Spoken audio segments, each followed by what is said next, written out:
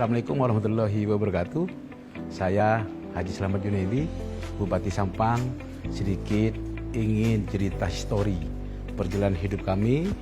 Alhamdulillah, saya dilahirkan di Kabupaten Sampang yang sama-sama kita cinta ini. Lahir tanggal 17 Agustus tahun 1972.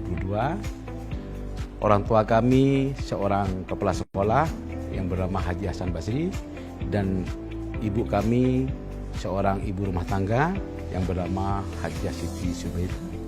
Kami sekolah SD di Kabupaten Sampang, SMP di Kabupaten Sampang, dan SMA di Kabupaten Sampang. Ketika kami ditinggal oleh orang tua kami di tahun 1986, maka kami masih melanjutkan sekolah ke tingkat SMA. Karena di SMA kami ditinggalkan, dan karena dua-duanya orang tua kami dan saudara kami meninggal waktu itu, kami ditinggalin hutang ke Bank BRI sebesar 75 juta. Itulah yang menjadi terpuruk perekonomian kami, sampai rumah kami pun mau disita oleh Bank BRI. Akhirnya kami bersama Umi atau orang ibu kami datang ke BTPN Surabaya di Jalan Indrapura waktu itu. Kami meminta keringanan. Dan alhamdulillah kami bisa bayar, dan kami muda waktu itu di tahun 88 kami berangkat ke Jakarta berbekal uang 26.000. Dan lalu berjalan waktu di tahun 91 kami hijrah ke Bogor, tepatnya di Gunung Putri. Kami mencoba berusaha, tapi di situ memenuhi kegagalan, dan kami bekerja ke orang, jadi supir kembali, berikut juga jadi kuli sebenarnya, kuli angkut palet waktu itu. Alhamdulillah di tahun 94 kami menikah dengan seorang wanita asli Gunung Putri, asli Bogor. Di 96 bulan 8 kami berusaha buka usaha baru besi waktu itu, besi tua. Alhamdulillah kami bisa menjalankan usaha itu sampai alhamdulillah sukses.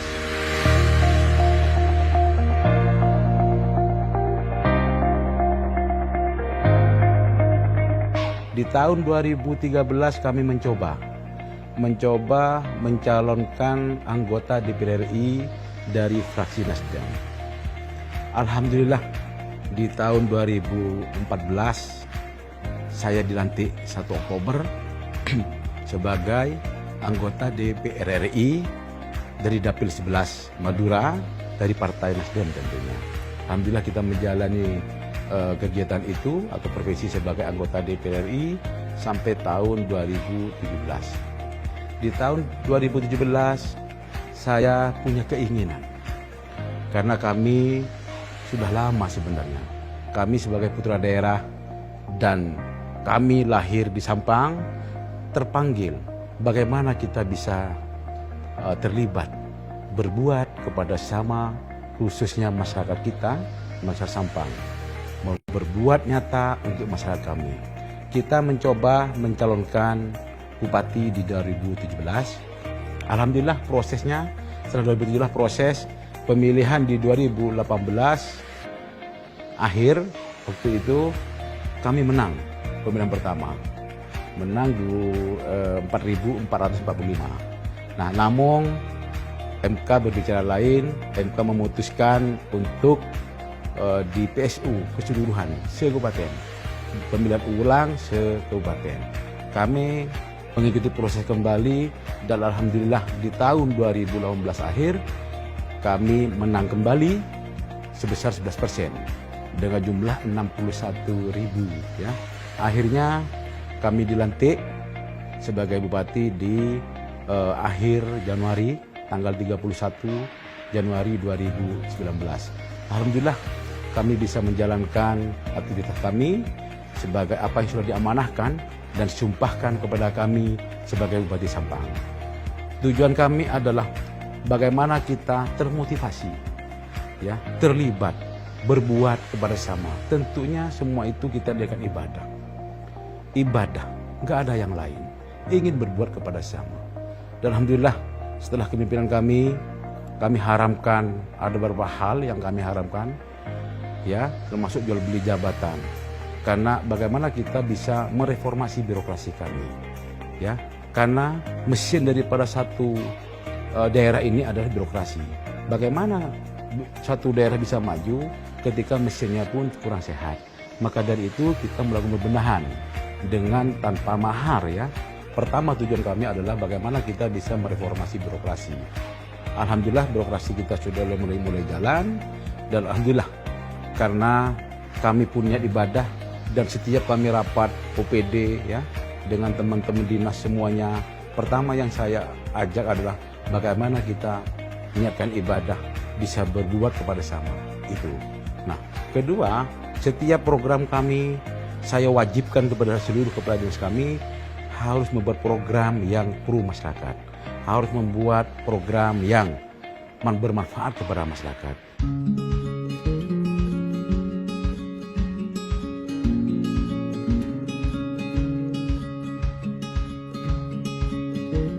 Tentunya kami, ya, sebagai manusia pasti punya tujuan, ya. Tujuan kami ingin berbuat kepada sesama. Nah, kalau masalah karir, kami berjalan bagaikan air mengalir sebenarnya. Tapi bagaimana kita melangkah dengan niat ibadah, dengan niat lillahi ta'ala, insya Allah di jalan akan ada jalan. Itu yang prinsip kami lakukan. Jangan sampai kita, kalau kita ingin sukses, jangan sampai kita takut melangkah. Tapi ketika kita sudah berani melangkah, insya Allah di jalan nanti akan ada jalan. Itu yang kami lakukan. Ada salah satu kejadian yang memang agak menarik dan sampai sekarang masih teringat betul sama saya. Waktu kakak saya, kebetulan kakak saya, mbak saya ini kuliah di IKIP, di IKIP di Malang, ya. Waktu itu mau wisuda waktu itu, sampai buat uang wisuda itu enggak punya. Akhirnya kami menjual kursi seharga 600.000 waktu itu. Itulah yang menjadi modal kami untuk bisa datang ke atau hadir untuk kegiatan wisuda mbak kami waktu itu di Malang. Kami, ya, banyaklah motivasi daripada kedua orang tua kami, termasuk dari bapak kami yang jadilah petarung sebagai lelaki sejati, termasuk dari ibu juga. Kami masih kita masih banyak curhat, ya. Sebelum ibu kami meninggal di tahun 2007, kami masih punya orang tua yang bisa kita ajak bicara. Karena saya anggap sebagai anak tidak seberapa kita membalas jasa budi kepada orang tua kami, karena kami dibesarkan, dilahirkan dari orang tua kami, ya. Kami bersama-sama dengan ibu kami, sekalipun orang tua kami waktu itu bekerja menjadi TKW, kami di Jakarta, waktu itu masih berkirim surat, berkirim kabar bahwa nitip, yang saya masih ingat terngiang-ngiang adalah masih nitip adik-adik kami yang masih sekolah. Dan alhamdulillah kami yang bisa membiayai, termasuk kami bisa bayar hutang sekalipun nyicil ke Bank BRI, sampai saya terima sertifikat dari BRI ketika sudah lunas di tahun 99.